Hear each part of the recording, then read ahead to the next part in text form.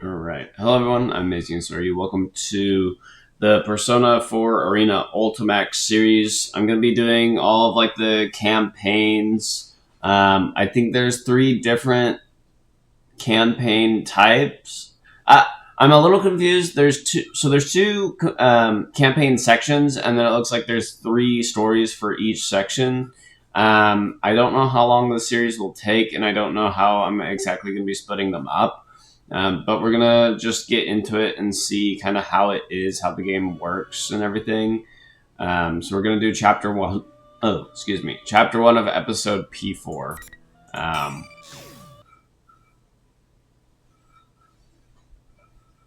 So you will not require our assistance. Is that correct? Very well. In that case, there is nothing more to be said. As for your presence here, this room is ordinarily only accessible to those bound by a contract. You are fated to refine your power. You will most definitely require our assistance, eventually. Until we meet again, farewell.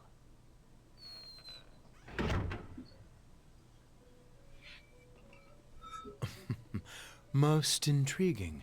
Are you certain about this? Our domain is indivisible from the destiny of our guests. Nothing meaningless happens in this room, which can only mean that the fate of our visitor just now will be... Margaret? Pardon. I spoke out of turn. We are only allowed to watch over and assist those guests who are bound by the terms of the contract. Indeed. So... the young man Yu Narukami is tied to our recent guest's fate. I wonder what fate, or rather, encounter will await him. Yu Narukami. Now that's a guest who never ceases to amaze. I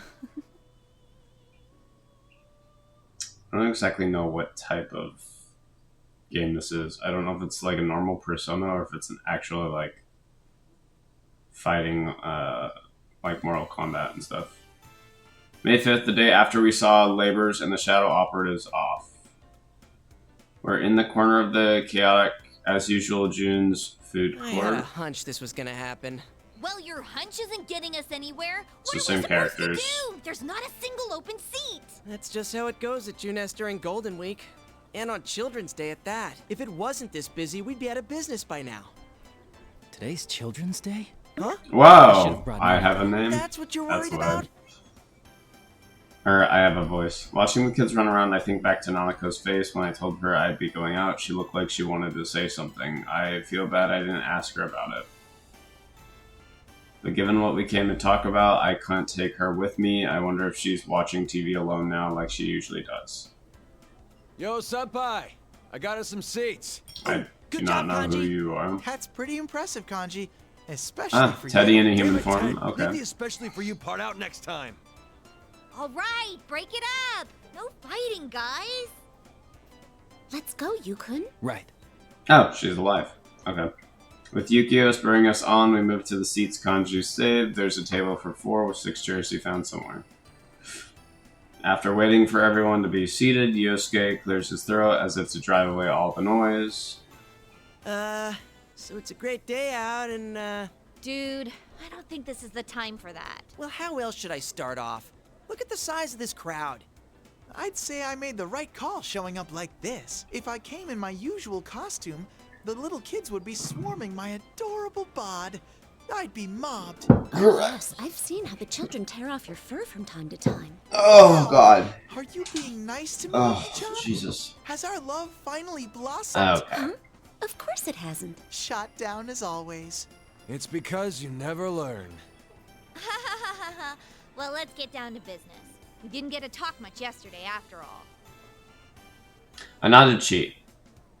We gathered here yesterday after seeing labors off, but there wasn't time to calm down and talk about what happened.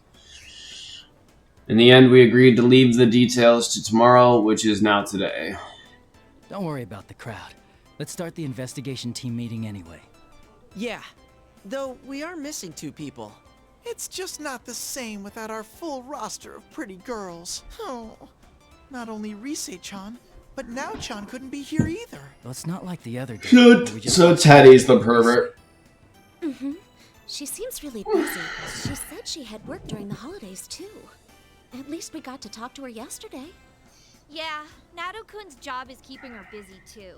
I guess it's the same old for them. Nato-kun knew things about what happened that not even we did.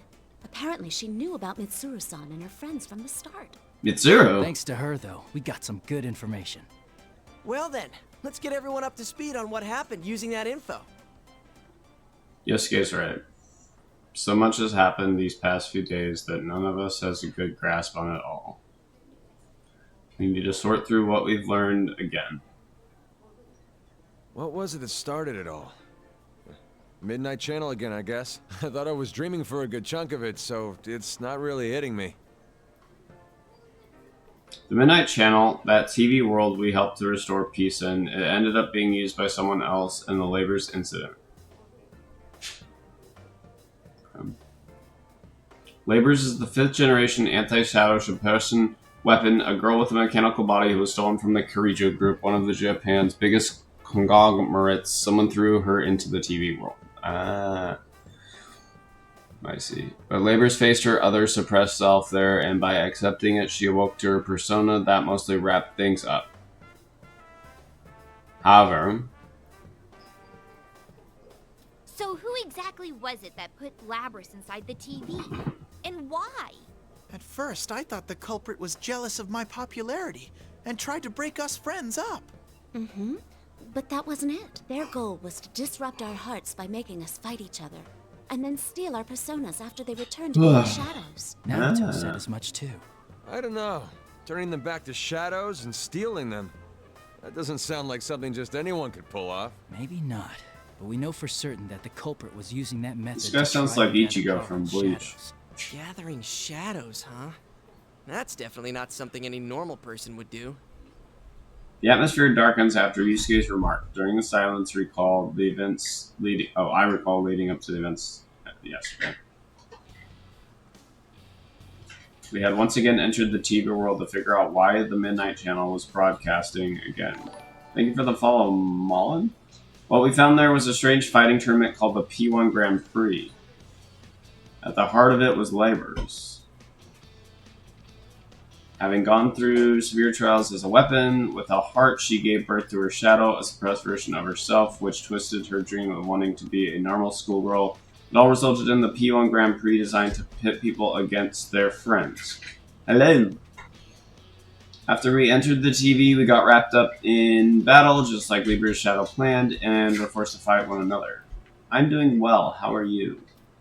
But we also met members of a mysterious organization known as the Shadow Operatives, who were in search of Labor's, and their leader, Mitsuru Kirijo, who's the CEO of the Kirijo group. It was with their help that we conquered the tournament. Okay. They were using the power of personas before we were. It was reassuring in a way to meet people who deal with shadows day to day. Okay, cool. So it was everyone from Persona 3. But the case isn't over yet. We couldn't find out why the corporate put Labor's in the TV. To begin with, we don't even know who did it. Mitsuru and her people seem to have some idea, but that doesn't mean we can ignore what happened in our town. So we made the decision to investigate the case on our own too. Nice. That reminds me. How are things inside the TV? Of course. The thought suddenly crosses my mind, so I asked Teddy. After we settled the first case, the TV world turned into a beautiful place, but it wasn't that way anymore during the P1 Grand Prix. I wonder what happened there after we saved Labrys. Still the same. It should go back to normal eventually, but the P1 Grand Prix had such an effect that it's still noisy there. Oh, but... Did the P1 Grand Prix happen in Persona? But what? Quit mumbling and just spit it out. It's hard to say for sure, but I sense these weird presences. They feel kind of like shadows, but not really. Weird presences? You mean there's something strange in there? I don't really know. Tournament and main Could it setting for Persona 4 The Arena. culprit, maybe? Maybe, but maybe not. I have no... Oh. We all look at each other after hearing Teddy's evasive answer. If something in the TV world, it can only be a shadow, someone besides us who knows about the world, or someone who can use a persona. Huh? How would that make sense? The culprit wasn't a Persona user, right? Okay, the P1 Grand Prix Did say should that be he in used this ladders game, because he but I couldn't enter the haven't. TV I world didn't himself. find it, so I might have done it incorrectly. That's right. The only people who can enter the TV world are Persona users. For a normal person to get in, they would have to enter alongside a Persona user. Someone who doesn't have a Persona falls in for whatever reason, they're in serious danger. Either the shadow's already dwelling there, or their own shadow might end up killing them. So, wouldn't that mean this weird thing Ted's talking about can't be our bad guy? Or maybe the culprit can shove people into a TV even though he's not a Persona user. I can understand Kanji's doubts, but unfortunately we don't have enough information right now to say either way. There's one more thing that bothers me.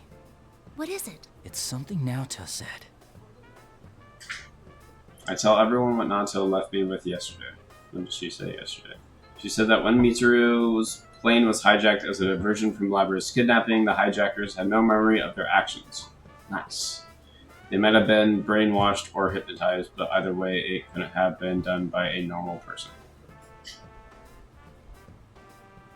There's so much we don't know. I'm just streaming from If he was after us in the United TV States, world, I doubt this case will wrap itself up. but I'm in my room. I agree. Or in my studio, I should Then say. does that mean... Too bad for Mitsuru-san, but we're gonna ignore her request not to get involved. When Mitsuru and her people left, they told us not to get involved any further with this case. We knew why they said that, of course. They were worried about our safety still. Ah, so the investigation team's back in business. Yep. Feel a little bad doing this to Mitsuru-san, but we can't just leave this be. We can fight too. And heck, this is our town, so it's practically our duty to do this. I'm in too. After all, I am Labby-chan's knight. Plus, I can't sit on the sidelines after seeing what this culprit did to my world. It had gotten so peaceful thanks to you guys. I knew they felt this way, but I nod firmly after seeing everyone still in agreement. So it's decided. Mm-hmm. We have to return the favor of getting stuck with those strange epithets, too. Everyone looks away briefly after hearing this. Those nonsense nicknames that got broadcast during the P1 Grand Prix made no small stir in our daily lives. I try to stream every day, but although personally, I try to stream every day, but with full-time work, sometimes I can't. So it varies. Tuesday and Wednesday is when I stream the Actually pretty most. impressed. But whenever I'm available, I No, try that's to not what get I at meant. least an hour in. That reminds me. You seem to like that Sister Complex Kingpin of Steel nickname. Did he? Sensei, have you awakened Not to Diddy. a new name? Should I call you Kingpin from now on? I wonder if it's just my imagination that what Yusuke said just now hurt worse than the nickname. All I meant was that those nicknames weren't that bad. Still, I admit I was honestly impressed at how precise those taunts were in striking at each of our hangups. This sure has turned out to be some Golden Week. And after you took the time to come see us, too. No kidding. Shit got stirred up the day you came back, like someone planned it that way. Nice. Everyone nods at Kanji's words, everyone except Yusuke. I don't friend people on Discord, but you can join my channel. Unlike the others, he just shoots me a slightly bleak glance. I know what it means, but let him say That it. actually I have does still a bother community me. Discord down in What do you mean? the Twitch-like I guess the panels timing? that you can It's join. like whoever did But I this was don't waiting for friend you to people on come Discord, back. unfortunately. I agree with him. The incident with Labors happened right when I returned to Inaba for Golden Week. It was time as if whoever set this up was just waiting for me to get back in town. Well, I guess there's no need to think about that now. Oh yeah, where's Marie-chan? She's elusive as always. It looked like she was buying something at Sozai Daigaku the other day. What?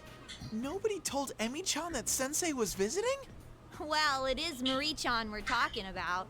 I'm sure she's noticed that Yukun's back. Marie, she was another one involved in the first case we solved here in Inaba. We helped her regain her lost memories, and she now protects this town as a minor goddess who supports the townspeople here. Huh? Then, why hasn't she shown up? I mean, if she knew that Senpai's back, you'd think she'd be the first to show. Nope, and that's insane. Where'd that lightning come from all of a sudden? Whoa, look at those insane rain clouds. It's gonna start pouring soon for sure. That's when I noticed that the thick crowd of customers here has gotten pretty sparse. As if following the families hurrying back inside, we also get up from our seats. Jeez, the weather report has been way off the mark lately. Oh, sorry, that's mine. Hello? Oh, Kase-san. We move away from Yukio a little to give her some space to talk. That reminds me, Labrys is a robot, right? Would she rust if she got caught out in the rain? Nah, I doubt it. The Kirijo group developed her after all, and they wouldn't be that cheap. Mid-chan's group sure is amazing. Her stuff is way better than Junes brand electronics. Shut up! And don't go dissing your own employer. As Yusuke and Teddy snipe at each other, she gazes up to the cloudy sky. When she notices me looking at her, she shakes her head, telling me not to worry. Labrys is with Mitsuru-san and her friends, right? I wonder how she's doing. After the P1 Grand Prix, Labrys joined Mitsuru Shadow Operative since she has a persona now. Even as we speak, she and her companions are probably chasing the culprit who threw her into the TV. Don't worry, I'm sure she's doing fine. If all goes well, we'll see her again in no time. Yeah, since we made our decision to stick our noses into this case, that means we're after the same thing Labrys and the Shadow Operatives are. It seems possible we might meet up with Labrys again somewhere soon. Then again, we're doing this without Mitsuru's permission, so I can't say I'm eager to run into them. Yeah, you're right. Man, I should stop being such a worrywart. Hey, looks like Yukiko-senpai's off the phone. Oh, welcome back, Yukiko. What was the call about? It was the inn. It seems a group of our guests is still out. We didn't have any umbrellas ready for them, so I think a lot of them will come back drenched. Sorry, I have to go back for a bit. Oh, right. I forgot this is a busy time for the Amagi Inn, too. Actually, shouldn't we be heading home ourselves? Ugh, if this keeps up, I bet it'll keep raining every night. Raining, huh? That thing's not gonna come on again, is it? Everyone turns around at Yusuke's words. He says that thing, but we all know what he means. He's talking about the Midnight Channel, which came on at midnight on a rainy day. The weather was just like this during the incident with Labrys too, as if to break the silence, we hear another roar of thunder closer to the one a moment ago. In any case, let's meet up again tomorrow to check up on the TV world. Okay, I'll see you all here Check tomorrow. on the TV. And I'll make sure to let Rise-chan know too. I'll call up Naoto-kun, though I don't know yet if she'll be able to make it. Cool deal. Well, see you guys tomorrow. We hastily end the investigation team meeting before it starts raining. As I see Yusuke starting to leave after everyone else, I ask him about the issue he raised earlier. What do you think, Yosuke, about the timing of all of this? Oh, that. I don't know, I might be overthinking this, but if the culprit happens to know you, would that give some hint of who it might be? It was an understandable question, but I can't help but look askance at him. What the hell? If the culprit had investigated me, of course he'd know something about me, but not my plan to stay in Inaba during Golden Week. It'd have to be a person who knows me, plus knew that I was coming here during the break. Is there anyone who'd know all that? Is it possible that it could be Adachi? Adachi-san? This time I'm caught completely off guard, and all I can do is dully repeat the question. Toru Adachi, the man who was arrested in the Midnight Channel murders, he should be in police custody now. Which is ironic since he used to work for my uncle as a police detective at Inaba Station. We do have quite a history, so obviously he knows about me, and I can rule out that Doji might have told Adachi about my vacation No, plans. it wouldn't be him. He has a persona. Oh, yeah, good point. Sorry, I wasn't trying to weird you out. Yosuke's tone is apologetic, and he scratches his head. But really, I should be the one apologizing. I didn't just deny that it could have been Adachi, because he is a persona. The real reason is that deep down I trusted what Adachi said about abiding by the rules of this world. But if it's not him, then who? The gray clouds filled the sky over our heads, mirroring the confused anxiety we shared.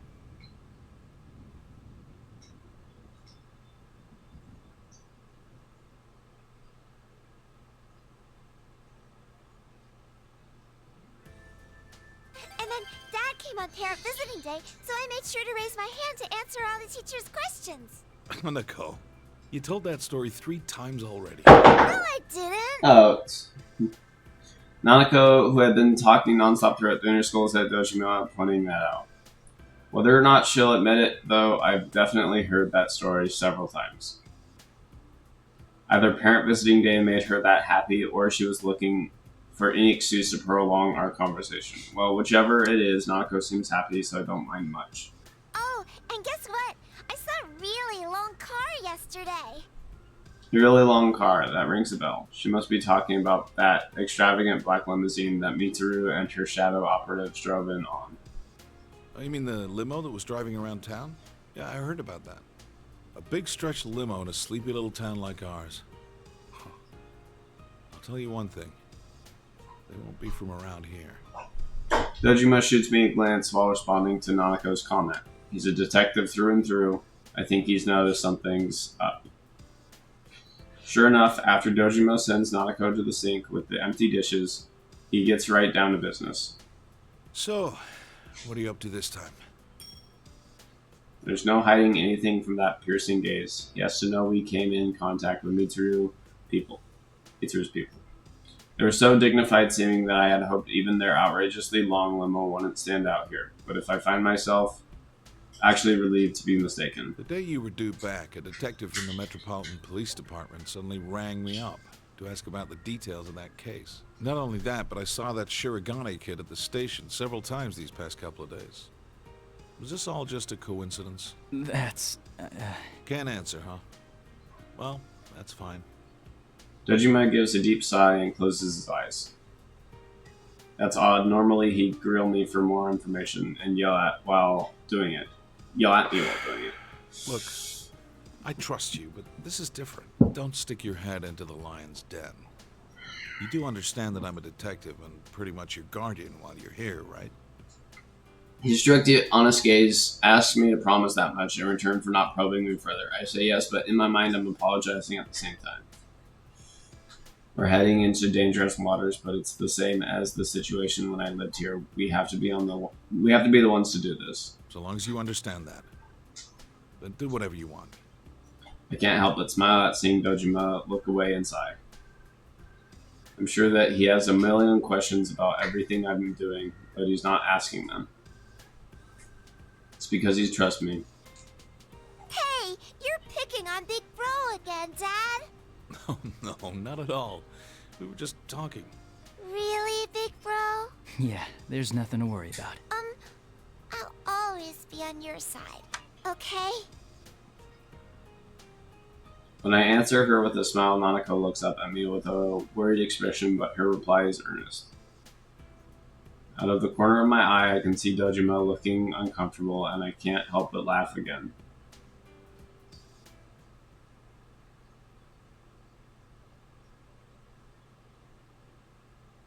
When I return to my room, I can hear the faint rumble of thunder in the distance. The rain that was pouring down this evening has already stopped.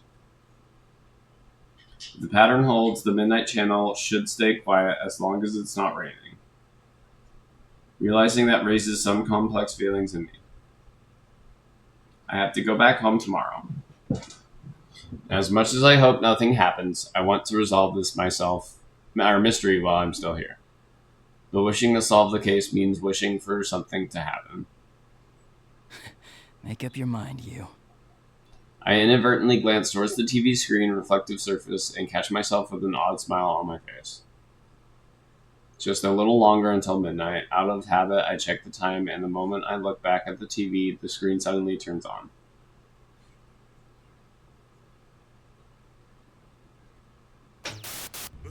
Nice. First cinematic. Oh. Tonight, we will witness the hottest battles in all history. The goddess of victory is waiting to descend upon the ring.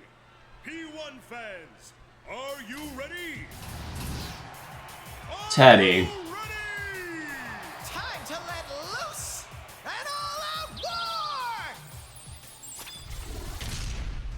This guy. In the previous P1 Grand Prix have returned for another tournament. Akihiko, hey, nice. These warriors will create another legend. I didn't see what that said. She.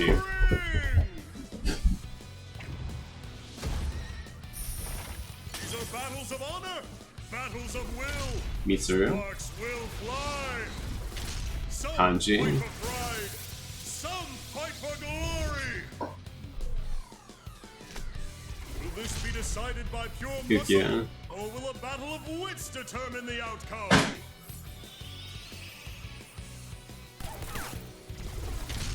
I guess. Nice. Things are heating up. Ah, Kuma. That's not Teddy. Tonight, who will win the title of champion?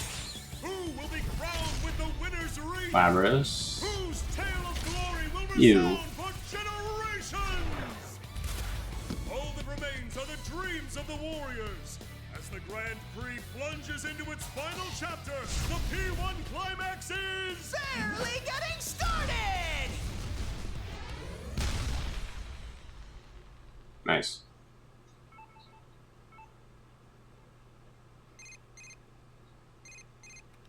Did you see that? What the hell? Hello? Hey.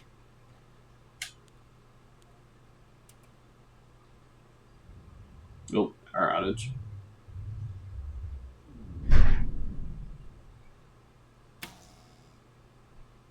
Huh? What's going on here? Oh, whoa. It's red. What in the world? The town! A red fog?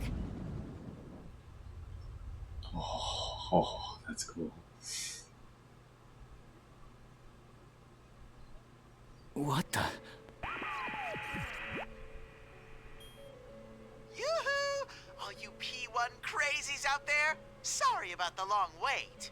General Teddy. The TV show's a familiar classroom. If I remember right, that's the announcement room at the school Laborers created inside the TV world during the P1 Grand Prix. Standing in that announcement room is General Teddy, actually just his head turtling away. The P1 climax!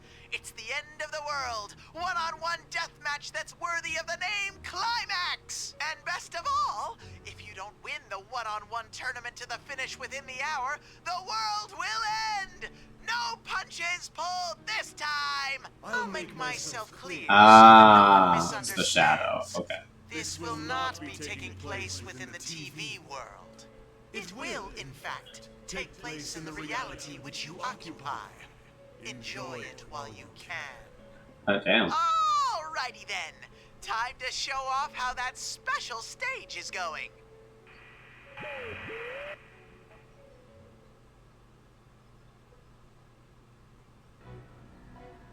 Jesus Christ. Alright. Oh, this.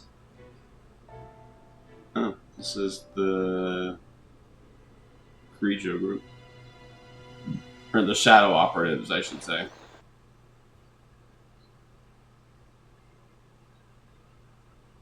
Is that Mitsuru-san?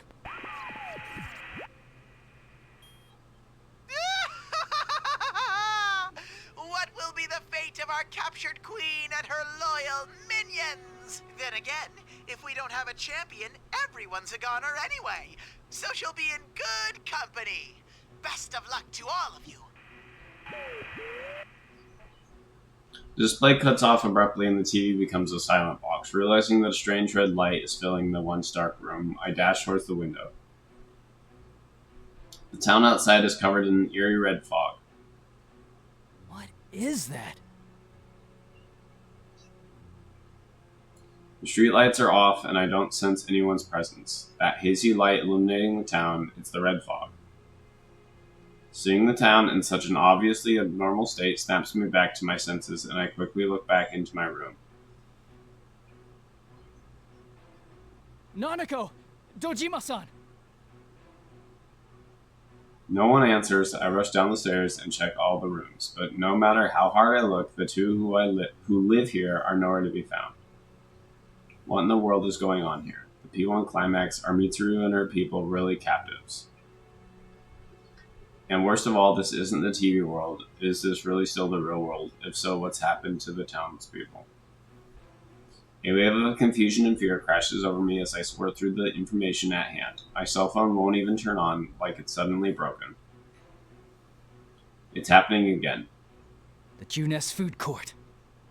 That's right. Whenever we had a case, that's where we'd always gather. If Yusuke, Chi, and Yukio have noticed this too, then they'll definitely be headed there.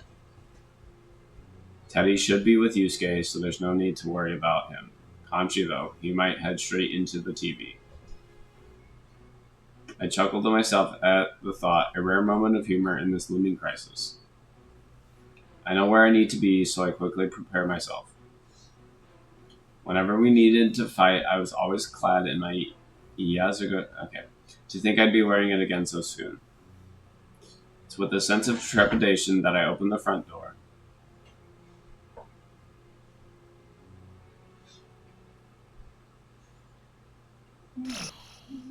To be continued.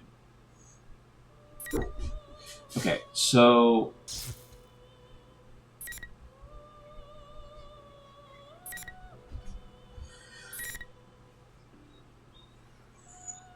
I'm confused. So what's the P1 climax? Because these are all just normal.